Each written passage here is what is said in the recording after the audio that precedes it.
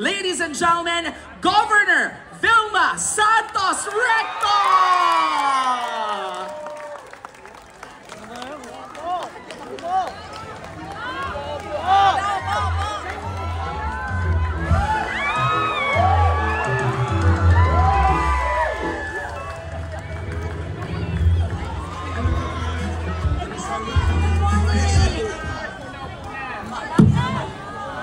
Hello, good morning! How's everyone? Ay, hindi pala dapat magtagal, may oras tayo.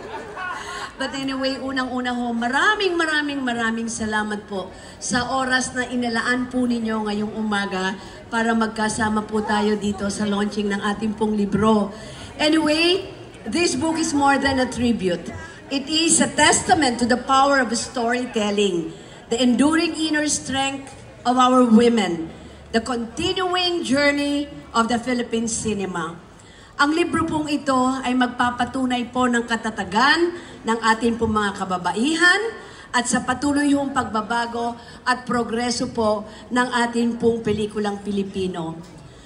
Napakapalad ko po dahil naging bahagi po ako at saksi ng paglalakbay na ito. Ang dami-dami pong alaala nito sa akin at hindi ko po ito makakalimutan at labis ko pong papahalagahan. Ang bawat essay na isinulat ng ating pong mga iginagalang na scholar at kritiko ay hindi lamang pong nagsisilbing gabay, kundi para rin po sa mga nais na makilala po ang masusing at mapag-aralan ang mga pelikula pong aking ginawa. Tulad po ng sinabi ng ating pong mga editors, nagbibigay din ito ng mas malalim na pangunawa sa akin pong mga pamana bilang isang artista, bilang isang aktres, at sabi nila bilang isang cultural icon. Ang lahat po ng aking narating bilang isang artista at bilang isang lingkod bayan ay hindi ko ho maaabot kung wala po ang suporta at mga gumabay at nagbigay ho sa akin ng lakas at walang hintong inspirasyon para po sa aking mga gawain. Marami ho ang mga nagmahal at patuloy pong nagmamahal sa akin. Kaya kung ako po ay nakatawid ng mahigit 6 na dekada, ito ho ay dahilan sa kanila, dahilan po sa inyong lahat. So this book is for them and definitely this book is for all of you. Kaya naman po, itong libro pong ito ay napakalapit po na bahagi po ng aking puso. So, marami pa akong gustong sabihin sa inyo, pero alam ko limitado po ang oras natin dito. Kaya mamaya, to be continued sa kabila. Maraming salamat po sa inyo and please allow me to say thank you. And I'd like to sincerely thank the people behind the book. Unang-una, maraming salamat po sa ating pong editors. Walang iba kundi si Sir Tots and Sir Lito. Maraming salamat po. Sila po ay si Sir Augusto Aguila at walang iba kundi si Sir Joselito Zolweta. I'd like to thank also the organizers of the Manila International Book Fair, Reverend Father Richard Ang, ang ating pong rector ng UST. Father, I hope you're here. Thank you very much. Dr. Joyce Ariola, Chair of the Humanities Division, National Research Council of the Philippines, the Society of Film Archivists, andito Onat, thank you very much. Mr. Cesar Hernando for the cover photo. Jojo Lim, VSSI President, for initiating the 3-book and a filmography, a coffee table book, and also a filmography book. My ever-loyal Vilmanians, who continue to support me, love me, throughout the years. Maraming salamat po sa inyong lahat. And to everyone who bought the book, at doon sa mga bibili pa, maraming salamat po. Muli, maraming salamat sa pagkakataon na ito. I will always treasure this book and I will always treasure all of you. Mabuhay po kayo. I love you all. Yeah! once again, ladies and gentlemen, the star for all generations, Governor Vilma Santos Recto! Yehey! And at this point, eto na ang pinakahintay nating lahat, ang book signing. But before that, I think we have prepared a special AVP.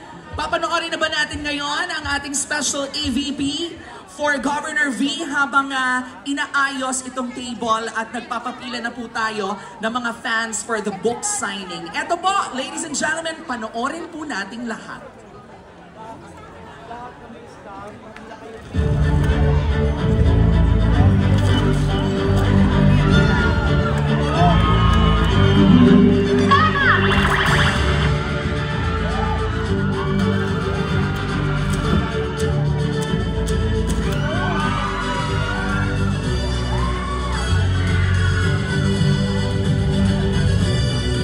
Calm down to our second. Kahit anong gawin mo, babalikan mo sa lupa. Ayokong may kahati sa kanya. Ang hirap dito sa relasyon natin, puro ikaw ang nasusunod. Kung saan tayo pupunta, kung anong oras tayo aalis, kung anong kakainin natin, kung anong susunod ko sa lahat ng oras. Ako naman sunod lang na sunod. Parang torpid ng unang tango. Yes, master! Yes, master! Dayon, bakit? Mahal ko siya. Mahal ko rin siya. Nauna, unahan ba dapat? Handa ko mamatay para sa kanya. Hindi ako pwedeng mabuhay nang wala siya. Kasi bakit? Magkaiba tayo nila. Bakit ka na pinatulan ni Batang yung bilang? Huwag mo naman isulto sa inay. Patay na siya. Hindi ko siya iniinsulto. No, ang hindi mo maabot, huwag mong pagpilit ang abutin. Wala kang pagpap. Kaya huwag kang lumipad ng ubod ng taas.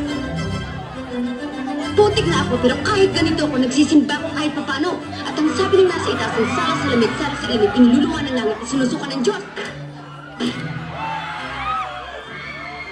I refuse to dignify your question. Unang-una, hindi ka nagtatanong. Nagbibintang ka. At kung naririto lamang si Kristo, natitiyak kung kasama natin siya sa pagkikipakang ito. Katarungan para kay Cardacio! Si Val! Si Val na walang pratay. Si Val na ang tanging kasalanan na naging anak ng mami mo sa ibang lalaki. Alam niyo bang si Val pa rin ang pinanagot nila sa isang responsibilidad na dapat sana ikaw, Rick, ang nanagot? Ayan ang magaling ninyong apo. Itanong niyo sa kanya kung sino nga man ang batang binigyan ng pangalan ni Val. Oh! Ano karapatan mo sabihin sa akin yan? Diyos ka ba? Ikaw ba nagbigay ng buhay sa akin? Sino ka ba? Mrs. Ah! Akala mo alam niyo na lahat ah! Ayoko nito! Ayoko nito! Akala niyo na lahat ah! Sana, tuwing umiinom ka ng alak, habang inihitik mo ang sigarilyo mo, habang nilulustay mo yung mga perang pinadala ko, sana maisip mo rin, kung ilang pagkain ang tiniis ko hindi kainin, para lang makapagpadala ko ng malaking pera dito. Sana, habang nakahiga ka na sa kutsyon mo, natutulog, maisip mo rin kung ilang taong kong tiniis ang matulog mag-isa habang nangungulila ako sa yakap ng mga mahal ko. Gusto ko lang naman malaman, bakit nila pinatay ang anak ko? Hindi masamang tao ang anak ko. Diyos mo, hindi siya masamang tao. Sana nakita din nila mula ulo hanggang paa. Ina ako! Ina ako!